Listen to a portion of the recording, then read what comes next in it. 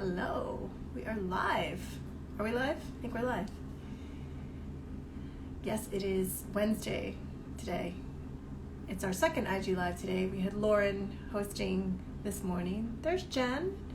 Let's see. Okay, here we go.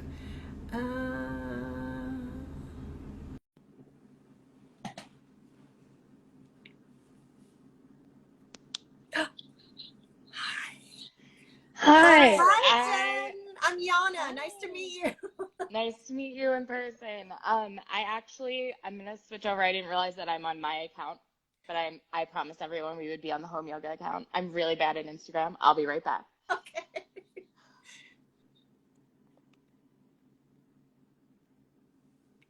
All right, so as she switches over, Jen will be joining us from the home yoga account. They are based in the city. They're actually right off Fifth Avenue in a beautiful space. It's so centrally located. There she is. All right, so we'll just wait for her to send us a request. And there we go.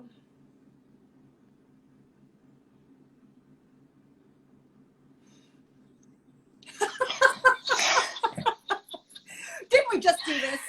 We did. My partner Safatia, who is not here because she's has her children. This is like pickup drop-off time, right? For pickup drop-off time for New York City schools. She would tell you that she runs all the social media, and I don't touch it because it makes me nervous. Listen, I've been doing these for months, and whenever they work, I'm still surprised. I'll be honest. I'm like... Right? That's where we are now. This is our life. And it's so funny because I've actually never done it this time of day. I usually do them in the morning. So I realized it's super dark in my house. So I was playing with the ring light, and I was like, I don't understand this thing. And it was falling down. If you saw my setup, I have like a weight holding things up, like an iced coffee balance. Like, it's really scary what's happening right now. But I'm actually afraid to touch my phone, but I will tell you that I have dragged this chair over here, and that because I didn't want to take from our desk, because then you would not see the beautiful studio, which is behind me. yeah. But my phone is similarly propped up with my battery pack attached, because it's at that point in its iPhone life where it can't not be on a charger, and I don't have time to go to the Apple store and deal with. So it's propped up with its charger in our sidewalk sign that we usually put out, inside the holder that holds our schedule cards, and that's where we are now. So a similar, I feel you deeply. I deeply feel you. So my last thing is my phone is at that point. If I take one more photo, it's like, I'm full. I'm like, no, you're not. We can squeeze one more photo in. So I keep expecting it to just shut down on me. And I'm like, I don't even know how to back up my phone, quite honestly. I'm like, I don't know, the cloud, the thing, the whatever. So I just have until it like decided dies. the way to solve that problem is to watch the YouTube video of somebody who knows how to do it and can show you step by step. Don't try to figure it out on your own. No. And who has time? I mean, honestly, who has time to figure these things out? You just like throw it away and get a new one, right? You know, so, I mean, not with the phone, but like at this point, I'm just like, I'm ready to bring my phone to the Apple store and just be like, here is my phone. Can you just move all the things over and I'll just buy a new one? Yeah. That's the only thing I can do about it. So welcome. Thank you for joining today. I like to do these little chats, you know, just so I can get to know you, so our community can get to know you guys. And I dropped off the magazines. Actually, I was on the way to the post office, and then I realized you were actually on my way to the post office. Did you get the magazines? Because I left them in like your lobby area. We did. They are on our table in the center over there. They are. But your location is amazing. I mean, how long have you been in that space? So we opened, today is our 3-month anniversary. Okay. Wow. We have not been here very long. Yeah. So my partner has what she likes to call the 10-block radius. And she grew up here. She went to school in the same school district that we're sitting in. Her mom, actually, we can see her windows from across the street. Her mom takes care of our plants.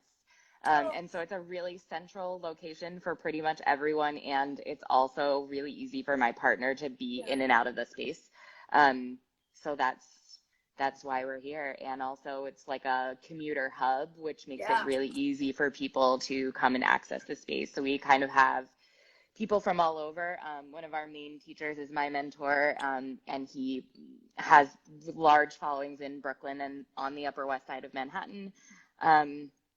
Similarly, I used to teach a lot on the Upper East Side, and so we have people coming from both places. Yeah. And we have a lot of students, honestly, on the L who are just taking like right into the city from like Williamsburg, and they'll be like, it's 10 minutes to get here. We'll be like, yeah. Where are you? So it's so funny. So I actually grew up in the city too. So I'm wondering where your partner went to school, because I grew up in the city. I'm actually in Chelsea. I'm not going to reveal my home address, but I live in Chelsea, and I grew up in Chelsea as well. So it's funny to me. Like, I moved away for a long time. I actually left New York and came back. But I grew up here in the city too, and that area, I know that area so well. And when I went to drop them off, I was like, oh my God, this is a great location. Like, it is prime real estate, and there's great things in your building. There's like a Pilates studio. Like, there's so many things there too. There's a Pure Bar, and there's an MMA studio, and very shortly there's going to be a holistic wellness practice that's opening on 3. Yeah. So yeah, we're excited about that. One of the things I will say is that nobody knows we're here because there's no forward-facing signage. So luckily our sandwich board kind of like sits in the middle of the street on Fifth Ave, and that's been really good for us. Yeah, that is really. So what was it like? I mean, you opened in a pandemic. Like, had you been planning this for a long time? Were you like, let's just do this? Like, how did that happen? No, so I own a studio in Brooklyn that closed during the pandemic, and I have my own private practice that I facilitate healing for CPTSD and PTSD survivors, and so that kind of is like what I do on in my daily life. But I was lacking a studio space that really felt like it was somewhere I wanted to work. Because I've had so many experiences of people who are survivors, and obviously I'm a survivor, so that's kind of open. Like, if you were to watch the video on our site, Safatia and I talk a little bit about our journey, but because of that, there wasn't like a place for me to kind of go back to where I was like, oh, I want to teach in person at X space because I believe in what they're doing. And the same thing sort of for Safatia, there wasn't a space within her 10-block radius where she felt, I really wish you were here, because she would tell you, she tells it much better than I do. But she was like, there's not really a place for me to go every day and take practice at 6 p.m., which is the time she can, do it.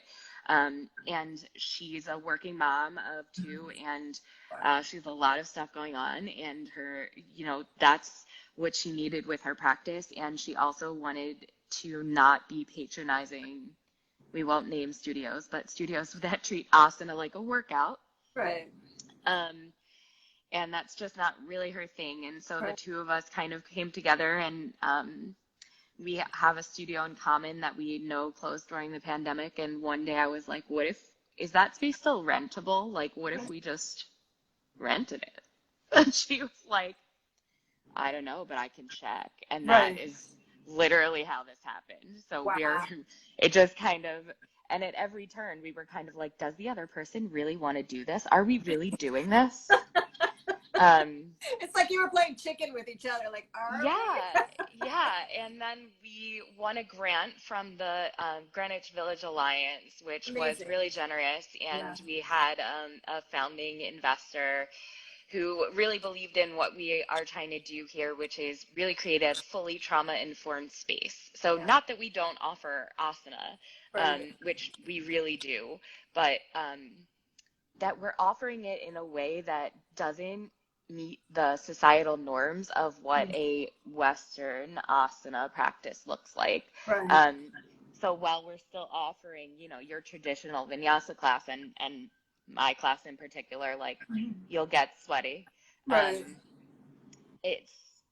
We're in a space where we have the room set up so that people who are survivors can feel comfortable, where we're removing hierarchical language, and we're also removing the hierarchical boundaries of how we set the room up as like, your teacher is on a mat practicing in front of the class, and your practice should look like this person's practice. So removing all of that and allowing our staff to be fully trauma trained. So everyone who teaches here, there's one person who just joined recently who is still waiting to undergo training, but everyone who teaches here has basic trauma knowledge all the way up through Dennis Tustin, who's worked with the Lineage Project for several years. So we're all in kind of varying states of learning about trauma. Right. And the studio opening obviously coincided with this huge global traumatic event, right? So that's what we're offering that is really different, and I think that feels really good to us. Yeah. And I think, I mean, I'm like thinking off the top of my head, I don't know any studio that actually does what you do, like that just focuses solely, like a lot offer trauma classes or trauma informed classes, but not just as their sole sort of mission. I mean, and that's amazing. And you're right. I mean, nowadays it's a collective PTSD that we're all kind of going through. So anyone could benefit from any of your sessions right now. I mean, yeah, we, so before the pandemic, pre-pandemic, PP, 7 out of every 10 people who walk into a room with you have experienced a traumatic event at some point in their lives, right? And now we're estimating it's probably 10 out of 10 because we're going through a global traumatic event, right? Yeah. And of those 7 people, a third of them will develop what we now call PTSD. And the science of trauma and PTSD and CPTSD, which is a secondary thing that we've now discovered after years of trauma work. The science of all of this has really only been around since the late 60s, which coincides with like the end of the Vietnam War. Because they discovered that veterans returning from the war were suffering from trauma that they had never seen before, and that's when research started. And so trauma-informed practice and trauma-informed space is relatively new, right? And so it's also not part of a normal yoga teacher curriculum. It's something that I personally have invested a lot of time and energy into learning about, but it's just now becoming a mainstream feature of yoga. So there really isn't a space like this. And it's one of the things we're really proud to have built. And it's interesting, and I'm so grateful now that, you know, I feel like 5 years ago, trauma-informed yoga was something very few people talked about, and it wasn't something you heard a lot about. And I'm so happy that you're hearing about it so much now, and that it is becoming mainstream, because it's becoming something that it's not like trauma yoga, you know, it's like, yeah, we're all going through this, like, it's okay, you know. And that's the first step, right? Is like knowing that, oh wait, I'm going through something and I need some help, you know, and then seeking out, you know, studios like yours and offerings like yours that will help us, you know. We also we know that wellness in Western yoga is largely white and able-bodied and maybe higher income or middle class women, and we've seen a lot of that. My partner Sapatia is mixed race, and she identifies as a Black woman, and she is really passionate about creating a space where all people, all colors, all backgrounds, all financial situations can be here and come together.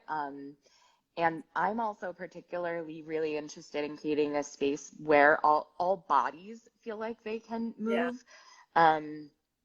As a dancer, I have the ability to go very deep into my practice. What I've learned is there's a difference between can and should.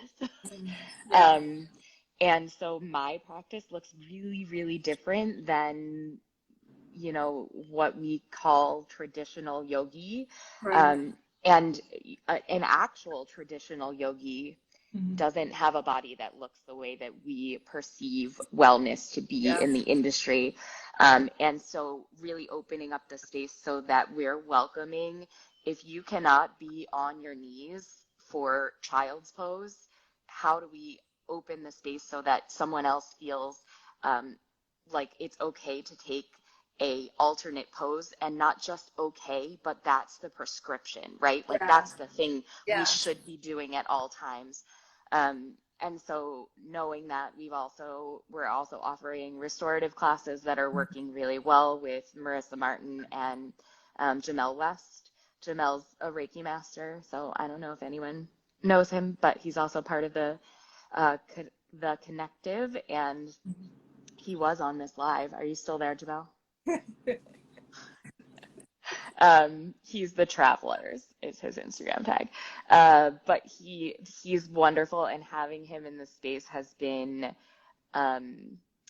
he's a very large Black man, and you look at him and you think he's going to go be doing like crazy handstands and asana is the way that we would perceive his very strong, very tall body. Right. He's like 6'2", 6'6". How tall are you, Jamel?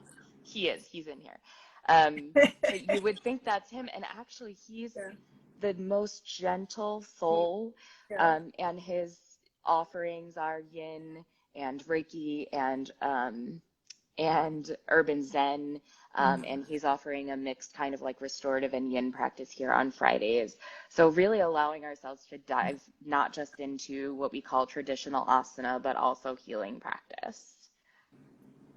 And I feel like we need it so much now. Like I know I personally need it, and my practice has changed so much since before the pandemic, and now, like, it's just like 180, it's just completely different. Has your personal practice changed at all in the last how long have you been in this pandemic? 2 years?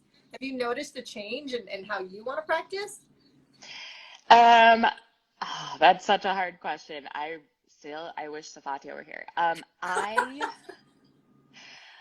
Because I have PTSD, which I talk a lot about my PTSD because it opens the floor for other survivors to understand that there are a lot of us out there, and society is just not set up for our healing. And so sometimes you really have to take what you need.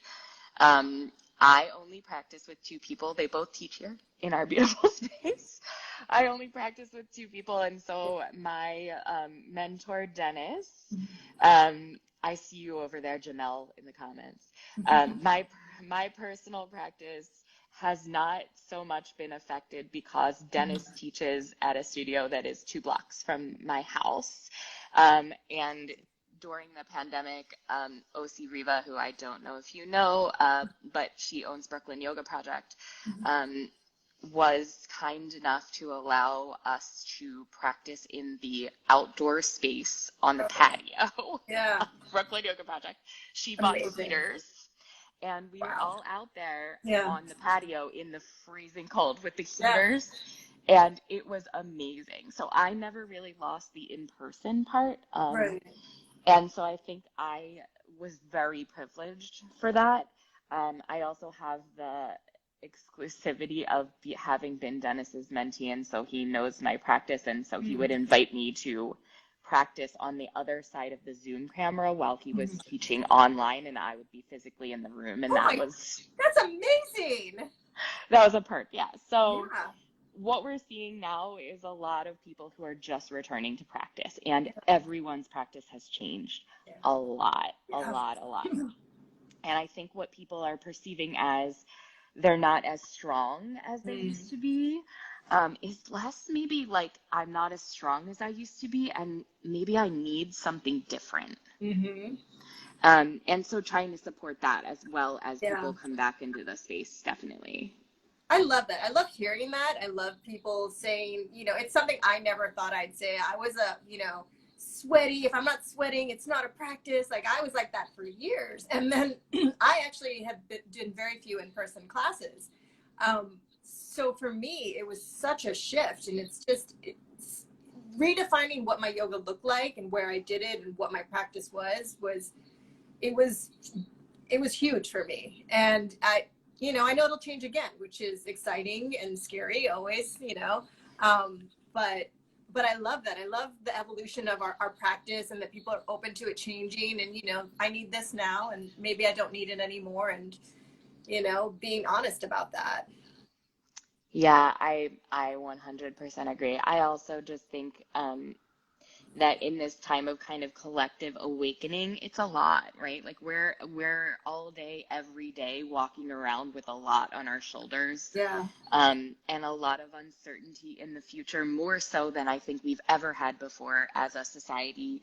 And that stuff weighs us down and Yeah. sits in our bodies a lot more than we realize or are aware of at any given point in the day. And so that's also affecting how people are coming to their mats. And maybe this is the place where you get to lay all of that down. Mm.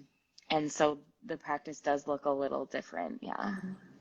I love it. Are you offering online classes as well? Are you only in person right now? We are only in person. Oh, interesting. We did originally have a plan to offer an on-demand platform. We still do Yeah. have that plan. As a teacher, and I know this is similarly among the other teachers in my space, it's been so difficult to be in a room by yourself without the energy of people. And so providing a space where we can come back together as a community without the screen in our faces is really important to us. It's the number one thing that we're accomplishing here is community, right? So we've grown fivefold from where we started within the past 3 months, and that's amazing. Yeah, and one of the communities we're starting to see now with the advent of, I'm not even allowed to say this word, vaccines. For children ages 5 to 11, is that moms are starting to come back into the studio. So our prenatal program, which we offer prenatal with 2 doulas, and so there are always 2 people in the room supporting birthing folks. So we're starting to see parents coming back to the studio who previously were really uncomfortable because their children were not protected. Right. And so now we're starting to get that population back, and that feels really good. Yeah. And they come into the studio and they're like, oh, other parents. And people have been so afraid to socialize that building that community, for me, that feels like such a win. And Janelle, who is facilitating our entire prenatal and postnatal, which we'll go into next year, program, is a doula in Brooklyn and Manhattan. She is AAPI, and she specifically supports AAPI clients. I mean, she supports everyone, but that's kind of her niche. Right. And she really has such an incredible grasp on what new parents need, how to support new birthing folks in their practice, and how to keep the community growing. Right. And then her co-teacher, Jessica Apfel, came from the Prenatal Yoga Center. And she and I know each other through Exhale to Inhale, which is where we both did our original trauma training. Right. And they have built such an incredible program, and I'm so proud of them and so grateful that we get to offer that to the community. And I mean, like you said, like we're all going through this, but imagine then on top of that, bringing new life into the world. Like you're pregnant, and you're going to go through that on top of the pandemic and all the other things. Like having that support like now more than ever is so incredible. And thank you for offering that, to all those new and those expectant moms, to maybe it's one less thing they need to worry about, is that they know that they can go to this space and be safe and have the support that they need. Yeah, I think it's something that's kind of like priceless for them right now. Yeah. So we're hearing a lot of that. And we also have a lot of people who are returning week after week. And I know that Jess and Janelle have done so much work to get everyone here. And it feels so good to watch them kind of like reap the benefits and to see them not just creating a class environment, but also creating something that has legs as, parents move out into the world after they give birth. Yeah. Oh my God. Such amazing work. And I don't want to take up too much more of your time, but is there anything else that's coming up that you're super excited about that you want to share? Any trainings or retreats or workshops? So we're not at the point where I think anyone feels comfortable offering retreats right now. You'd be surprised. More power to you. I know there are some going on at it's just some studios where I'm still practicing. Shh, don't tell anyone. But it's good to get out of your own space once in a while. We're not offering that right now, but we do have some workshops coming up. So Jen San Miguel is going to teach a New Year's intention setting workshop. We're not going to call it a reset because I don't like that. Why don't you like that? Oh, because we're resetting every day. Like when I go to bed at night, and I told my partner last night I was at a 10 when I went to bed and woke up this morning at a 2. So that's kind of like, isn't the reset every morning, every day? Isn't that why we keep the practice going, you know? So we're not calling it the reset, but intention setting workshop she's going to teach. And Jen, if you have never had experience to her, is trained through Laughing Lotus, and she's the most wonderful spiritual human. She tells stories and relates them back to practice, and she chants, and it's really amazing. So she'll be doing that. Molly Warner, who lives really close by, so like within a stone's throw, and her partner Allie, she's within the 10 blocks for sure. Molly and her partner Allie are doing a sound bath here on the 9th. And then this weekend, actually, we have Tony Warner, who owns Yuja Yoga and created a space that is yoga just for Black women. She is based in Brooklyn, and she brings her practice here once a month for the full moon ritual. And that workshop is the only thing we do that is hybrid. It's open to women who identify as people who identify as women and Black, and everyone else gets out of their way.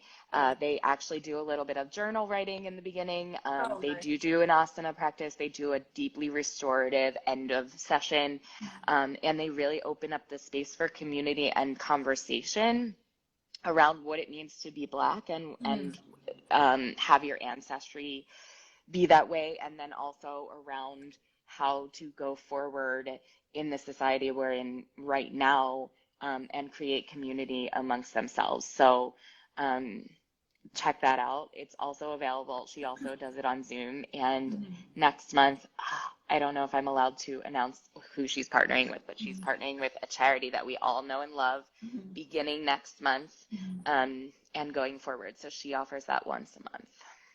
Oh my God. Lots of good stuff. Wow. You guys are busy. You guys are busy. I love it. Can you, I know you set up the phone you propped it up with all your things, but in the last few minutes, can you take us on a tour, or is it, okay. I don't want to put you on the spot. No, you're not. It's okay. I'm going to flip my phone. Do I know how to do that? Ooh, that's like really scary. Okay. Great. So this is kind of our like walk-in, let's unplug. These are the elevators that you come off of, right? And then we open into our little cubby space. We super often have people sitting here, chilling here after class. This is our front desk. We're waiting for our little sign to arrive that goes over it. We had balloons. And this is our plant, whose name I forget right now, but she's really, really happy. And when we argue in the space, she doesn't like it and she gets sad. So then this is just like the walk into our studio. So right now we have bookcases as dividers, because, you know, pandemic conditions prevented us from putting up a wall. And then as we move into the space, this is our fancy UV mat cleaner. We're very excited. That is fancy. And then this is our studio space. So as you can see, we're not really set up for a class right now. One just ended with Juan Gamboa, who is actually our community ambassador, and so he brings his practice here. But then we've got our pop wall, and we have our really beautiful bathrooms, which like everyone should just see, because I just feel like in case you've ever been in a studio with not nice bathrooms, we have like our subway tile. It's beautiful in here. It's what sold us on the space. And then you can actually see like how huge it is. Yeah, I was just gonna say, you can fit a lot of people, especially for a space in the city. I mean, that's one of the things that I've always noticed about spaces in the cities. They are, and you know, pre-pandemic, it was fine. You just packed them right in on top of each other. But that's a nice roomy, and you have nice windows too, and you get like nice ventilation. So we do. So we're excuse my neon lights. They're not on during class, I promise. We can fit 50 mats at capacity. Right now, that's COVID capacity, but we can actually fit 70 mats, which is huge. Yeah. So, we hope to be returning soon to pre-pandemic conditions of cramming people in like sardines, not because we want to cram people in with like sardines, but because that energy in the room feels amazing, right? It feels so like another lifetime to me, and I remember just like the sweat and the energy and all that, and loving it, and just, and I know we'll get back to it at some point, but yeah, it feels like a dream, like a far off dream at this point. It really, really does. Yeah. It really does. We'll see. All right. Any last minute questions for me? I just want to say, happy 3-month anniversary, because like that's huge. I mean, 3 months a week, whatever people can do nowadays, I'm like, good on you. Like that's a huge accomplishment. So congratulations on that. And anyone check out their beautiful space. We'll keep this on our Instagram so people can come back, and I'll post it on YouTube as well, so people can visit this chat we've had today. And thank you. Thank you for supporting the magazine. We distribute for free because of partners like you who help us, get it out there and share with the community. So thank you for that. Well, thank you guys for opening the opportunity for us to be here. All right. Enjoy. Hope to see you in this space soon. Come take class on me. I know. I mean, we're right here, so I'm definitely going to come by soon. Don't worry about that. Good. Come do it. All Have right. a wonderful rest of your day. Have a great one. Thank you.